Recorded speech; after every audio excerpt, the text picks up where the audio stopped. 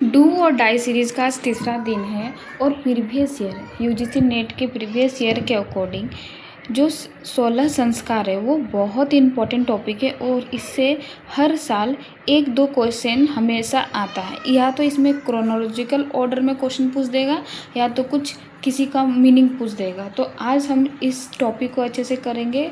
Important 30 topics के अंदर में ये टॉपिक भी है जो हमेशा रिपीट होता है और हमेशा क्वेश्चन आता है। तो चलिए इसको स्टार्ट करते हैं बिना आपका टाइम लिए हुए।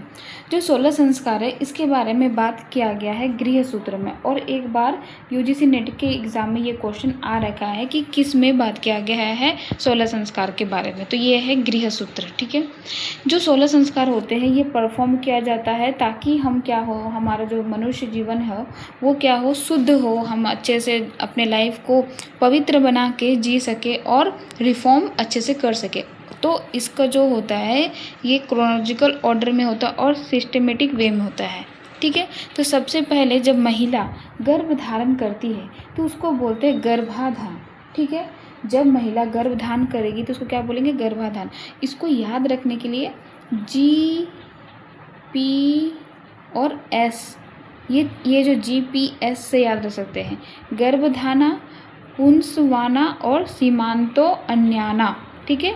गर्भधाना, पुंसवाना और सीमांतो अध्याना। तो बच्चे को क्या किया जाता है, गर्भधान जब महिला कंसीव कर लेती है तो उसको बोलते हैं गर्भधान।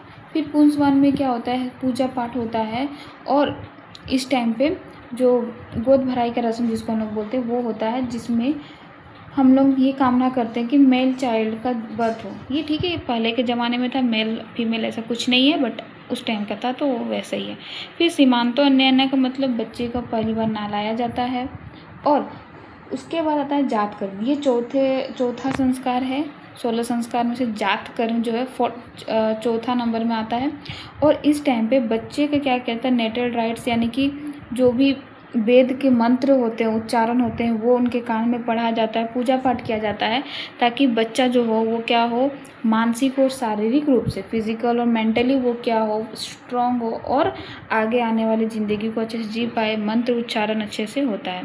फिर बच्चे का क्या होता है कि नामकरण, जैसे कि अभी भी हम लोग नामकरण करते हैं बच्चों का कि क्या नाम रखा जाए, चिंटू पिंटू, तो बस वही नामकरण वाला संस्कार होता है। फिर आता है निष्कर्मणा, फर्स्ट आउटिंग, यानी कि बाहर ले जाना। बच्चे को क्या हम लोग बोलते हैं निष्कर्मणा, यानी कि बच्चे को क्या करना, फर्स्ट टाइम बाहर ले जाना सनलाइट में और बाहर घुमाना। ये जन्म के बाद कुछ दिन के बाद ये होता है। फिर जब बच्चा 6 मंथ का होता है तो वो उसको कुछ खाना खिलाया जाता है। तो ये अन्न प्रसारण, ये तो हम लोग ऐसे सुनते भी अन्न प्रसारण किया जा रहा है।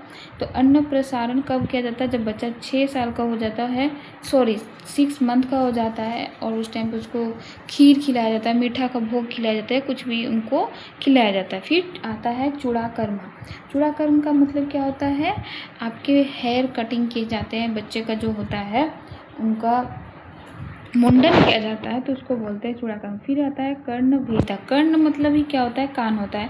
तो बच्चे को क्या कहता है, कान में छेद करने का रस्म भी होता है।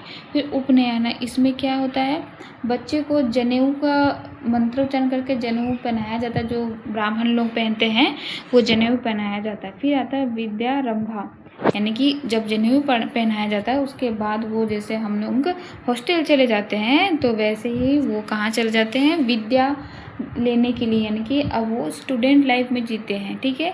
फिर समावर्तना, तो ये ग्रेजुएशन का जो हम लोग का सेरेमनी जैसे टाइप्स होता है, स्टूडेंटशिप अब ख़त्म हो गया, अब चलो घर चलते। देखो समावर्तना और सीमनतो अन्याना, ये दोनों अलग है, याद रखना। समान वर्तना और सीमनो अन्याना, ये दोनों अलग है, दोनों में कंफ्यूज नहीं होना। अन्याना तो याद रख लो फर्स्ट में है, और वर्तना है तो बर्तन धोने बाद में गए, अन्न खा के, तो अन्याना और बर्तन धोना से याद रख लो कि ग्रेजुएशन हो गया। फिर आता है केश तान, कटिंग। फिर से क्या आता है, केश ताना होता है। फिर अंत्येष्टि, यानी कि अब अंत्येष्टि यानी कि फ्यूनरल होता है। अंत्येष्टि के बाद क्या होता है, शादी होता है। फिर परिस्थान, यानी कि फर्स्ट स्टेज ऑफ वेदा। तो इस प्रकार से क्या होता है, 16 जो है आपके जो 16 संस्कार है वो पूरा हो जाता है और इस प्रकार से हमारा एक इम्पोर्टेंट टॉपिक भी पूरा हो जाता है। अब हम लोग देखेंगे कि इससे रिलेटेड कौन से इम्पोर्टेंट क्वेश्चन।